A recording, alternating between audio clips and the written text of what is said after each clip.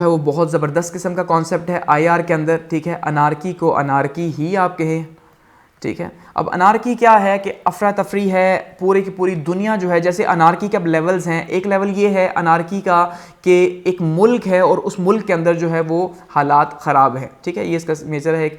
तो अब मुल्क के अंदर हालात ख़राब हैं, जैसे आप कहें तो पाकिस्तान के अंदर भी शायद अनारकी है किसी न किसी लेवल के ऊपर, कि वहाँ पे आप देखें किस तरह से जो है ना अपोजिशन या गवर्नमेंट आपस में लड़ती हैं, वहाँ पे सूबों के आपस में किस तरह से लड़ाई होती है, एक सूबा दूसरे के साथ, दूसरा दूसरे के साथ। तो ये अनारकी को, क्योंकि अब जब सेंट्रलाइज गवर्नमेंट या इंटरनल सोवरेनिटी जहाँ पे चैलेंज होगी तो वहाँ पे वो अनारकी ही होगी, स्टेट ऑफ अनारकी, जहाँ पे जो दो गवर्नमेंट चलेंगी या गवर्नमेंट को एक ग्रुप नहीं मानेगा। इसी तरह से आप इसकी सबसे बड़ी एग्जांपल अफगानिस्तान की ले सकते हैं, मिडिल ईस्ट की ले सकते हैं, ठीक है, यानी कि शाम और इराक की आप ले सकते हैं कि वहाँ पे क्या है, किस तरह से अनारकी है कि वहाँ पे गवर्नमेंट्स तो मौजूद हैं लेकिन उनका वजूद नहीं, लोग उनको मानते नहीं, एक बहुत बड़ा ग्रुप जो है उनके अगेंस्ट में है। इसका मतलब क्या है, वो अपनी हुकूमतें बना के बैठे हैं। तो यही अनारकी इंटरनल एक मुल्क के हवाले से। अब दुनिया के अंदर अनारकी कैसे है, देखिए दुनिया के अंदर अनारकी क्या है कि अफरा तफरी का माहौल कैसे है। आप एज्यूम करें कि एक दुनिया है और इसके अंदर जो है वो बहुत से ममालिक हैं, ठीक है।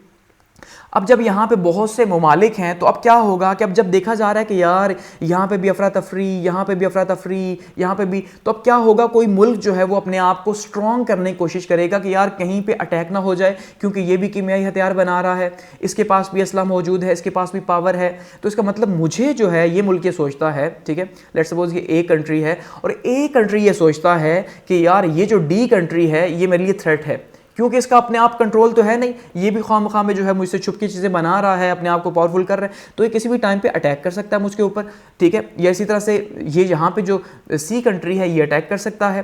तो अब ये क्या करेगा, खुद को बिल्ड करना शुरू कर देगा, ठीक है, खुद की पावर को बढ़ाएगा। जैसे हमने बैलेंस ऑफ पावर में बात की थी, तो वहाँ पर क्या होगा, ये अपनी ताकत को बढ़ाएगा।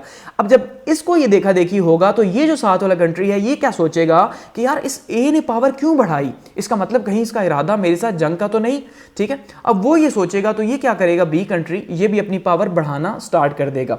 अब जब बी ने बढ़ाई तो ए और बढ़ा देगा, बी और बढ़ा देगा। अब जब यहाँ इनकी देखा देखी, यहाँ पे एक कंट्री है, ठीक है, एक ई कंट्री, जब वो देखता है कि यार ये दोनों अपनी पावर बढ़ा रहे हैं तो कहीं मुझे तो थ्रेट है इसके साथ, तो मैं भी अपनी पावर बढ़ाऊं, ये भी अपनी पावर बढ़ा देगा। जब ये देखेगा डी तो डी भी अपनी पावर बढ़ाएगा। नतीजे के तौर पे हर मुल्क अपनी पावर बढ़ाने की कोशिश कर रहा है किसी ना किसी तरह से, ठीक है, चाहे अलायंस के थ्रू या चाहे किसी भी चीज के थ्रू। तो अब ये क्या है, ये एक स्टेट ऑफ अनार्की है, एक ऐसा एक निजाम चल रहा है, एक ऐसा निजाम दिखाई दे रहा है जहां पे अनसर्टेनिटी है, जहां पे यकीन नहीं, जहां पे कोई किसी दूसरे के ऊपर बिलीव नहीं कर सकता कि यार वो मेरा दोस्त है या दुश्मन। और जैसे आईआर में कहा जाता है कि कोई भी आपका जो है वो परमानेंट दोस्त या दुश्मन नहीं होता, बल्कि आपके मफादात की जंग है कि आपको जहां पे फायदा होगा आप उसी के साथ जो है वो रिलेशन बनाएंगे। आज पहले अगर हमें यूएसए से फायदा होता रहा तो हमारे इसके साथ रिलेशंस हैं, आज हमें चाइना से फायदा हो रहा है तो हमने शिफ्ट कर लिया, हम चाइना की तरफ चले गए, कल को हमें चाइना के अलावा किसी और से फायदा होगा, हम वहां पे मूव कर जाएंगे। इसका मतलब हमें मुल्क का फायदा देखना है। तो यहां पे बिल्कुल यही है कि हर मुल्क अपना फायदा देखता है, नतीजे के तौर पे एक अनसर्टेनिटी की कंडीशन पैदा होती है और हर कोई एक रेस में लग जाता है जिससे दूसरे को खतरा है। और हो भी ऐसा ही रहा, मिडिल ईस्ट के अंदर आप देखें क्या हो रहा है, ठीक है। तो उससे क्या है कि एक अनार्की की स्टेट डेवलप होती है, पूरे के पूरा दुनिया के अंदर एक अनार्की की कंडीशन है इस टाइम पे, ठीक है। तो यही अनार्की है, जो अनार्की ही बेसिक कॉज है, आप ये मान लें, ये यकीन न करना, ये जो मफादात की जो सियासत है, ठीक है, अपने मफादात को प्रोटेक्ट करने की, यही बेसिक कॉज है दुनिया के अंदर हर रेस का। कि अगर इस अनार्की को, आज पीस की हम बात करते हैं, ठीक है, जैसे लिबरल्स बात करते हैं, ठीक है, लिबरलिज्म के मानने वाले, ठीक है, या आईपीस के मानने वाले जो इकोनॉमी की बात करते हैं कि भाई इकोनॉमी सब कुछ है, पीस सब कुछ है, अगर उनकी बात मान लें, अगर दुनिया सारी उनकी बात मान ले, हर कोई एक दूसरे के ऊपर ट्रस्ट स्टार्ट कर दे, ठीक है, तो क्या उन्हें आज यहाँ पे आर्मी बनाने की ज़रूरत है, कीमियाई हथियार बनाने की ज़रूरत है, वहाँ पे उन्हें एक दूसरे से लड़ने की ज़रूरत है, अलाइंसेस बनाने की ज़रूरत है? पूरी दुनिया ओपन होगी फिर, ठीक है, हर कोई दूसरे की रिस्पेक्ट करेगा तो प्रॉब्लम ही खत्म हो जाएगा। जैसे कि बहुत से फिलोसफर्स ने कहा कि स्टेट ऑफ नेचर जो थी, कि स्टेट ऑफ नेचर बहुत अच्छी थी जब सब बराबर थे।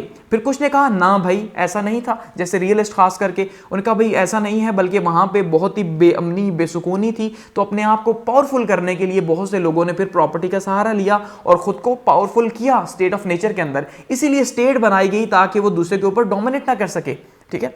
तो इसका मतलब ये जो अनार्की है ये एक्चुअली में बेसिक कॉज है इस दुनिया के अंदर, ये जो अफरा तफरी आपको दिखाई दे रही है, ये जो रेस दिखाई दे रही है उसका, ठीक है।